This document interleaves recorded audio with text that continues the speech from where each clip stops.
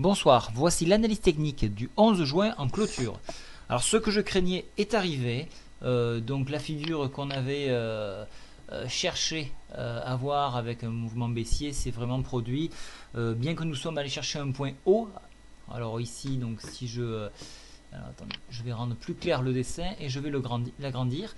On est venu chercher un point Fibonacci à 3121 points que l'on a shorté en cassant successivement le support ici qui se trouvait à 3085, un point vraiment très important, une bataille qui se mène depuis plusieurs mois, et nous sommes venus chercher la médiane de la fourchette d'Andrews. Donc ce point, cette fourchette d'Andrews est vraiment très très importante.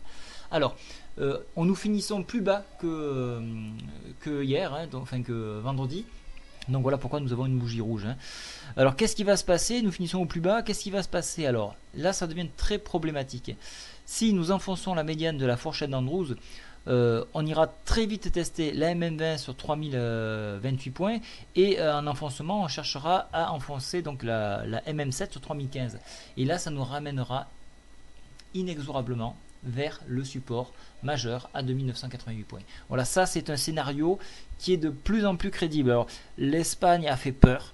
L'Espagne a fait peur, les banques sont à plat, elles ne peuvent pas se remettre toutes seules de leurs soucis.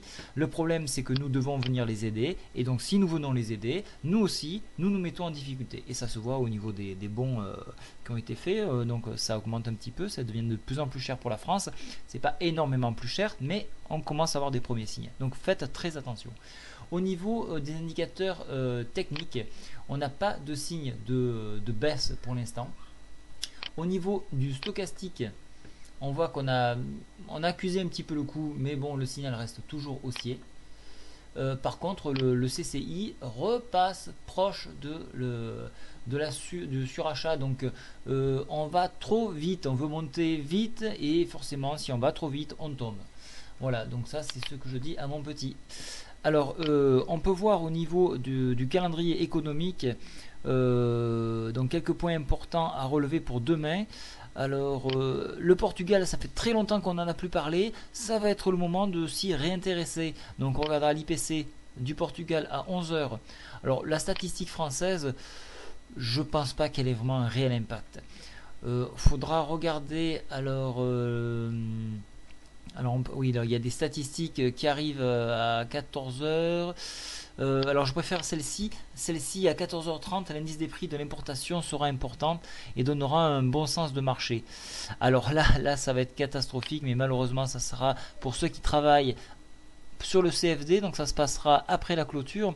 Ça sera la situation mensuelle du budget qui à mon avis doit être un peu plus que catastrophique, puisque déjà on annonce des belles perfs négatives aux US. Donc voilà. Et bien sûr là encore en clôture, le stock d'essence, ça c'est très très important. Donc moi pour demain, on va avoir une prise de bénéfice certes, mais on va continuer à descendre. Hein. Je vois pas de retournement haussier pour l'instant. Tout le monde a cru dépassement MM20, ça part à la hausse, mais c'est pas systématique comme on a pu le constater. Voilà, donc pour moi, pour ceux qui me suivent en newsletter Scalp, j'ai pris une petite position à la hausse au cas où, un peu trop dommage, mais j'ai absolument pas soldé mes positions à la baisse parce que je ne crois absolument pas à un redressement de l'économie. On n'a rien de ferme pour l'instant. Voilà, je vous souhaite une très bonne soirée, au revoir.